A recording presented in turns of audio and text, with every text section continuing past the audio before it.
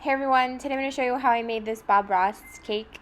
So it didn't turn out exactly how I expected, but I hope to keep practicing and hopefully it'll get a lot better. So I just start off with chocolate cake mix.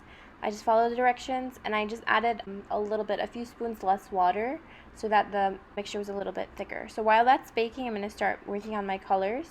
So I just add in a bunch of gel food coloring to pre-prepared frosting and then I just let it sit for a good half day just so it kind of dries out.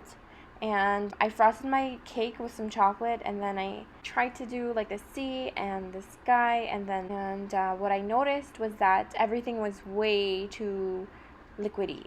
So next time I think the cake should definitely be frozen and the frosting should be a little bit drier. That's what I came up with. It's not really great. It doesn't look anything like the original Bob Ross. So this was kind of a complete fail, but hopefully I'll do a lot better next time.